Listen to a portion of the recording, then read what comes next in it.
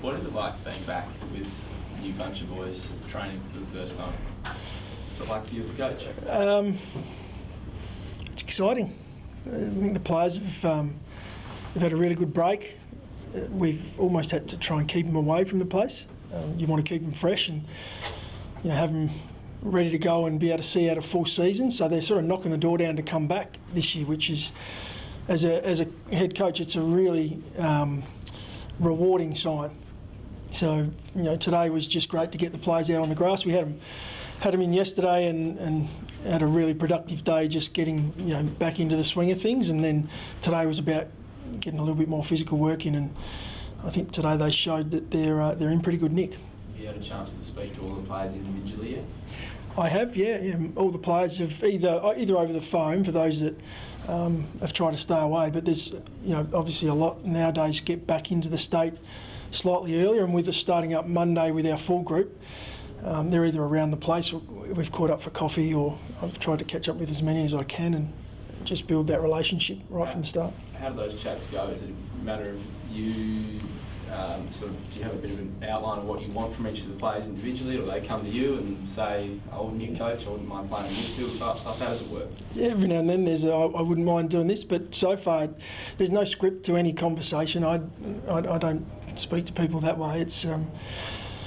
It's just have a coffee and enjoy the conversation and enjoy getting to know each other. Now that's where it's been to this point. I'm sure there'll be some harder conversations that'll come over the coming months about, I want an opportunity in that midfield. That's a real positive for me when a player's knocking your door down and wants to challenge himself. Like the former captain saying you might want to play on the wing. Taylor. I haven't heard that one. I'll pretend I haven't heard that one. Again, I know that he's training the house down. I know he's had an amazing break.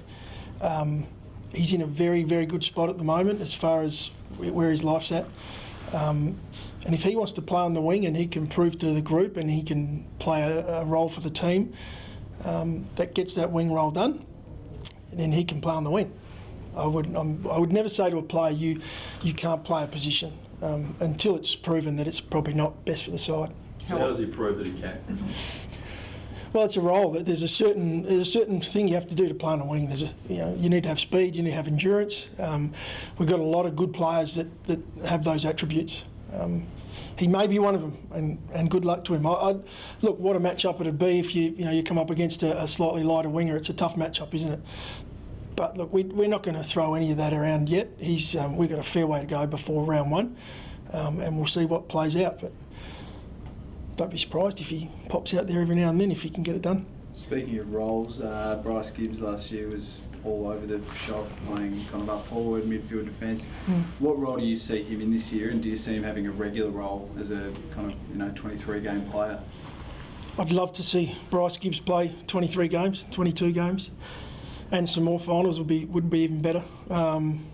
We've actually had that conversation, Bryce and I, briefly, and again, nothing's locked in stone, but my questioning to him was just around what will allow you to play your best football. What can we do to allow you to play that style of footy you need to play? And he had a couple of opinions around that, whether that was in around the footy as much as we could get him in there, but he also knows that a halfback position is somewhere that may suit him, where he's actually at with his game at the moment. So again, it's another one that we'll work through over the next 2 or 3 months coming into round one, and there's a lot of other players too that are sort of jostling for positions, and we want to get out there and put our strongest side on the park. And I've no doubt Bryce is putting his hand up because he was already out there today. Yeah, on that, as a new coach, it must be pleasing to see the likes of Tom Lynch, Bryce, and a few of the senior guys getting in early, making an early head start. Yeah, and that's that part about knocking the door down. It's there's this balance you want to have with your players of stay fresh. It's a long season. We sort of get to August and you want your players really running the season out. But the enthusiasm they're showing at the moment, and a lot of that was around not so much the physical side of things, wanting to work. It was about getting around our young group, which to me is outstanding. We're going to be about putting others first, and that's what some of our older players did today. They came in and did an extra session. They worked with a lot of our younger guys, so I'm really impressed with the way the group started. Any confidence Gibbs he can get back to somewhere near his best, even obviously in his 30s now? Yeah, I am. I'm really confident. He's freshened up. He's done a fair bit of work over the break. Just talking to him, we haven't seen that yet. Today was the first opportunity to see him moving. He's a super player, and he's got outstanding experience in the game. It's a matter of us helping him in that space and getting him where he can play his best footy. As I've said before, I've no doubt he'll have a strong season for us. No senior assistant. Is that part of your decision? How did it all come about? Yeah, that's my decision and the group's decision.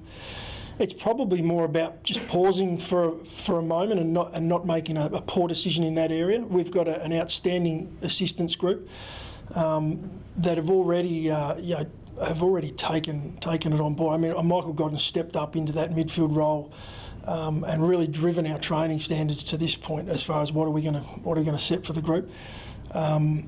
We've got Doc Clark in there, Ben Hart, Marty Matner. We got the coaches I'm working with as an outstanding young group. So I'm confident without that senior assistant for 12 months. I'm not saying that longer term we may look at one, but at this point, the last thing that we wanted to do as a club was rush into a decision and get the wrong person in. So who do you lean on most? Is it someone in the club, or was it a mentor outside the club? Who's your first-time coach? Oh, it's both. I mean, I've got a lot of people over the journey that I've been lucky enough to learn from, that I still touch base with here and there. But there's also guys within the club that, when you come into an organisation, you don't know what happens inside. I knew there were a lot of good people inside this footy club, and I was shown that day one when I walked in the door, and it's only been proven even more over the last 3 weeks. And when I say good people, they're not just coaches; they're administrators. So at this point, Andrew Fagan's been outstanding for me. Michael Godden's, as I said before, stepped up. Doc Clark's, coached the premiership side in the women's, and he's just a fantastic person to lean on just for small bits of experience. So I could name everyone. But we have a really strong group in that space. So there's no panic around a senior assistant, as your question was. We're definitely going to pause and make the right decision in that space. Is that assistant coaching structure locked in for next season? Yeah, it is, and we locked that in reasonably quickly. I came in and didn't want to make too much change in that area. But it was important. I had a chat to those assistants and found out exactly where we're at as a group. Out of those conversations, I was really confident that we had the right group, and we had, Heath Uni working in our development. An outstanding operator. I knew that prior to coming in because word gets around the industry. So I think we've got the right structure and the right people in. Is that the same last? So Hart forwards, Matner defence, Godden main midfield, Uni development, Clark ruck. That's correct. Yep. How strong a hand will you play in the draft? Yeah, not too strong, to be honest. It's let the painters paint. I'm not going to claim to know more than our list managers about what's coming through the draft, and even if I'd studied it and I'd looked through the vision as much as some coaches do, and I'm not as big in that area. We employ people who are experts in that watch these guys for 2 or 3 years as they lead in. As a coach, you get to see a little bit of vision, and a lot of that's highlights. And you think, wow, that's the one we want. Well, you got to back the guys in that have spent the time and done the research. In saying that, I do spend some time with them more about the bigger picture, about what it is we're looking for to, what are we trying to build as a football club or as a football team? Is it speed we're looking for? Is it character? There are a number of different traits that I'm big on.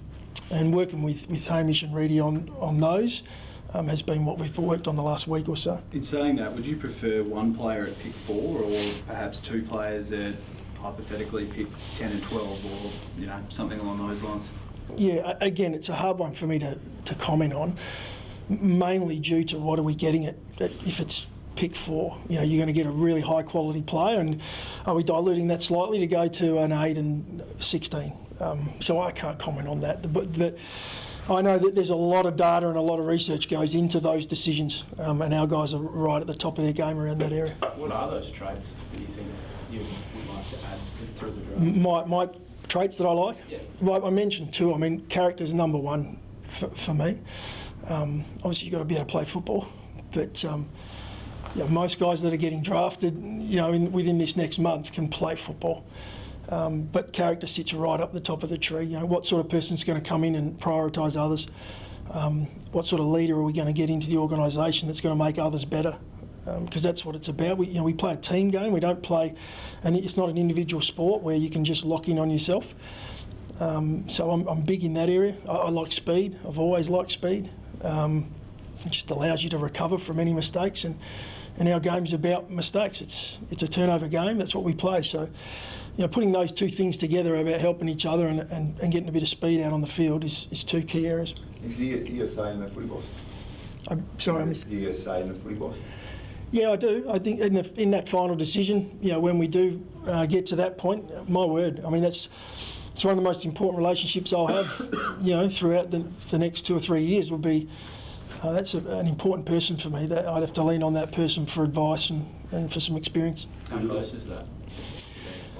Yeah, it's quite close. At the same time, we're not in a rush at all for that. We want to make it's similar. You asked about the senior assistant. It's slightly different in a way. We're definitely looking at a head of football and to bring them in, when we can. But we're in no rush at all. We want to make the right decision. We want to get the right person into that position. Our footy program's set right through to round one. So as a football department, we've nailed that. Training's ready to go. Our players will. Be out there. We're already working this morning. We have the older boys back in Monday. So we don't need to rush that head of football decision. And again, your question around, is it important, and will I have a say in it? My word, I will, and it's a really important position. How big will the focus on youth be this season? Been a criticism that maybe younger guys have had to wait too long. Will that change that? Look, the decision won't be around age. But the decision will be around if they deserve an opportunity, they'll play. So if that makes sense, and I have no doubt our young players will deserve an opportunity. One thing with it will be we've got a lot of young players now. We pick up some more in the draft, but if you talk about a Ned McHenry or a Chase Jones, a Tyson Stengel, these guys are right there. Their opportunity is there if they want to grab it. But we won't gift games to players. You'll get a game, you'll earn a game. But I have no doubt I've had a chance to catch these guys and just talk about where they're at with their footy. They'll play footy. They're top end. Do you have a bit of a task in your hand to try and make sure Brad Crouch falls back in love with the club? Brad Crouch loves the club already. I've obviously had some good conversation with Brad around what's gone on in the break. He's in a great spot. Can't wait to get back into the club. There's no issues around love for the club. Our industry is an interesting one. Things are thrown around all the time. He's a fantastic footballer who we're going to do everything we can to make him an even better footballer over this next 2 or 3 months, like we are with every other player. So my conversations with him, other than just seeing he's okay, how's everything going, has been the same with every other player I've had. There were reports he tried to get out of the club at the 11th hour during the trade period. Are you confident of retaining him beyond this coming season? Yeah, we are. Yep. What makes you say that? Just from your small dealings with him, I suppose. Yeah, just you get to know people. Look, I'm confident Brad's he wants to work for our side. That's his priority. I want to come in, I want to be a better footballer, I want to be a better footballer for our team. So I've got no question around that. Can that become a distraction? Like if the new contract with Brad isn't locked away, say before the start of next season? I hope not. No, I hope that's not an issue. Tommy Duda, when's he going to? When are you going to see him play footy? Well, we're hoping for round one. I mean, Tommy was out there today. I'm not sure if you got any footage, but he was. He's moving really well. He's one of those guys we've got to hold back. He feels so good. The knee feels that good. He has a conversation around, the knee feels that good. I just want to get out there, but I've got to be mindful that there's a certain process you got to go through. But he moved well today, and he looks fit. He looks raring to go. So our guys are super professional in that high performance space. They'll make sure that he's cherry ripe before we throw him into too many agility drills. What's your main focus on the pre-season training? Yeah, I talked a little bit about character. we got a couple of keys to what we're going to try and work on over pre-season. One of them is about prioritising others. I mentioned it in the first presser I had. I've been able to get with our playing group now and push that message slightly, and I'm already seeing it. Even with our young second, third, fourth years today, there was a focus on looking after each other out there today. In a small session, they pushed each other, but it was all about looking after your teammate. So that'll be one of the first. The other one will be us embracing the contest, seeking out that contest. And it's funny when you talk to a young group of players about that, their eyes light up, and we've got that crew just sitting there waiting. Especially the young guys we were talking about before that are on their way through. I mean, they just love it. So it's an exciting time for us. We'll do some real work over 2 or 3 months into that sort of JLT period, and hopefully you can see some of that come out in some of the pre-season games. In terms of on-field leadership, it seems from the outside that Rory Sloane will be the captain next year after Tech stepped down. Is that going to happen, or is that more of a thing over the next few months? Is to sit back and sort of assess how different players are performing during training? Yeah, you almost answered it. We're not going to come out and nail it and just say this is the captain, because there's a lot of people who are involved in that decision. Both coaches, players. We'll talk about a leadership group and how we go about selecting that. But we're really mindful of your players know who the leaders are. So we'll sort of lean on them for a little bit of that. Sloaney is he's one of our leaders. He's a fantastic character, outstanding footballer, and on field, he leads by example. So he'll be right up there in that mix. So that's not a guarantee at this stage. Just to clarify that. Oh look, no, it's not. We haven't locked that away yet, Sure. and Sloaney and I will talk about that, as will the group. In terms of the draft and your big guys, you need a third tall. How do you do it? Do you maybe get in a mature age, or will you try and pinpoint a young guy with potential? Well, from a tall's point of view, I don't know if you saw Billy Frampton out there today. Billy's come across, and he knows there's no guarantees as far as where he plays, but we're confident that he's made some real progress in the last 12 months, and you haven't got a hungrier player on our list at the moment, to prove himself in that big man sort of category. So, again, when we talk list management, what's coming up in the draft, at what points?